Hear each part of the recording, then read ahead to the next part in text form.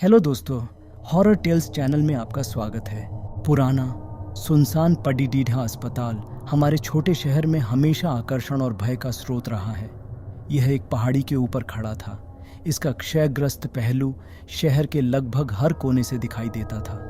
अधिकांश निवासी इसे शापित मानकर प्लेग की तरह इससे बचते रहे, लेकिन मेरी जिज्ञासा मुझ पर हावी रही। मैंने कहानियाँ सुनी थीं, भूतिया प्रेतों, अशरीरी आवाज़ों और अस्पष्ट घटनाओं की कहानियां जिन्होंने इमारत को त्रस्त कर दिया था। मुझे यह जानने की ज़रूरत थी कि क्या अफवाहें सच थीं। एक ठंडी शरद आरतू की शाम, जब सूरज क्षितिज से नीचे डूब गया और शहर पर लंबी छाया पड़ रही थी, मैंने अस्पताल जाने का फैसला किया। एक फ्लैशलाइट, एक कैमरा और अपने अटूट दृढ़ संकल्प के साथ मैं जर्जर इमारत की ओर घुमावदार रास्ते पर चढ़ गया। अस्पताल मेरे सामने एक डरावने जानवर की तरह मंडरा रहा था। इसकी खिड़कियां बिखर गई थीं, इसकी दीवारें भित्ति चित्रों से ढकी हुई थीं और इसका बाहरी हिस्सा, जो पहले सफ़ेद था, अब भूरे रंग की बीमार छाया में है। हवा क्षय की गंध से बोझिल थी और सन्नाटा दमनकारी था। जैसे ही मैंने चरमराते हुए सामने के दरवाजे को धक्का देकर खोला, मैं अपनी रीढ़ में एक कंपी दौड़ने के अलावा कुछ नहीं कर सका। अंदर अस्पताल अंधेरे गलियारों, टूटे फर्नीचर और बेकार चिकित्सा उपकरणों का एक चक्रव्यूह था। मेरी टॉर्च बमुश्किल अंधेरे में घुसी और उखड़ते वॉलपेपर पर भयानक छाया डाल रही थी। मैंने खोजबीन शुरू की। हर कदम खाली हॉल में गूंज रहा था। कुछ गड़बड़ होने का पहला संकेत तब मिला जब मैंने अपने पीछे कदमों की धीमी आवाज़ सुनी। मैं इधर उधर घूमता रहा। मेरा दिल ज़ोरों से धड़क रहा था, लेकिन वहाँ कोई नहीं था। मैंने खुद से कहा कि यह सिर्फ मेरी कल्पना है, कि मैं कहानियों को मुझ तक पहुँचने दे रहा हूँ, और आगे बढ़ता रहा। मैंने अस्पताल की लॉबी की ओर अपना रास्ता बनाया। एक भव्य कमरा जिसमें एक समय प्रभावशाली झूमर लगा था, जो अब छत से अनिश्चित रूप से लटका हुआ था। जैसे ही मैंने तस्वीरें लीं, मैंने अपनी आंख के कोने से एक झिलमिलाहट देखी। मैं उसकी ओर मुड़ा।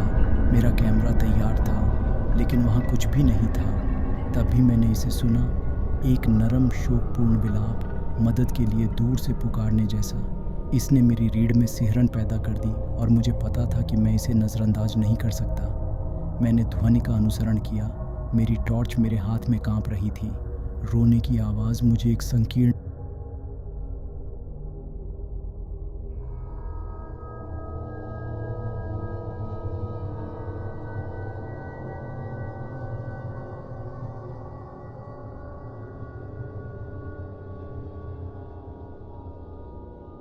अंदर मुझे एक छोटा मंद रोशनी वाला कमरा मिला।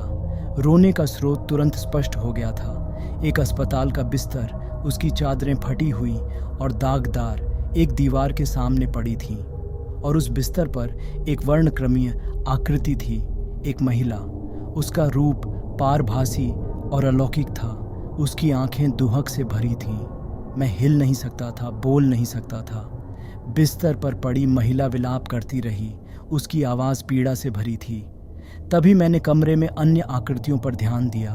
भूतिया प्रेत, सभी फटे हुए अस्पताल के गाउन पहने हुए थे। उनके चेहरे दर्द से मुड़े हुए थे। मैंने पीछे हटने की कोशिश की, कमरे से भागने की और अपने सामने भयावह दृश्य से बचने की, लेकिन मेरे पैर वहीं अटक गए। भूत करीब आ गए। उनकी शोकपूर्ण चीखें तेज हो गईं। मुझे अपने कंधे पर एक ठंडा चिपचिपा हाथ महसूस हुआ और मैं एक भूतिया नर्स को देखने के लिए मुड़ा।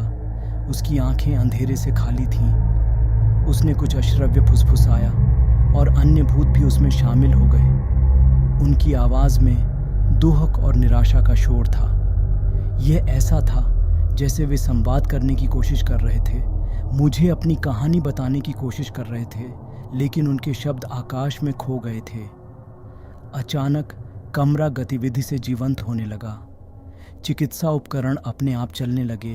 दराजें खुलती और बंद हो गईं और अस्पताल का बिस्तर मानो किसी अदृश्य मरीज के वजन के नीचे झरमराने लगा। यह एक भयानक दृश्य था और मुझे पता था कि मुझे भागना होगा। अपनी पूरी ताकत लगाकर मैं खुद को कमरे से दूर ले गया और गलियारे से नीचे चला गया। भूतों की चीखें मेरे कानों में गूंज रही थीं। मैं लड़खड़ाते हुए अस्पताल से बाहर आ गया और तब तक पीछे मुड़कर नहीं देखा जब तक कि मैं सुरक्षित रूप से नीचे के शहर में वापस नहीं आ गया। जैसे ही मैंने अपनी सांसें पकड़ी, मुझे एहसास हुआ कि मेरे कैमरे ने कुछ दूसरी दुनिया कैद कर ली है। भूत या प्रेतों की एक श्रृंखला। उनके चेहरे दर्द से मुड़े हुए थे, उनकी आंखों में अंधकार का खालीपन था। मुझे तब पता चला कि कहानियाँ सच थीं, कि अस्पताल वास्तव में भूतहा था। मैं पहाड़ी पर बने अस्पताल में कभी नहीं लौटा, लेकिन उस रात मैंने जो तस्वीरें खींची,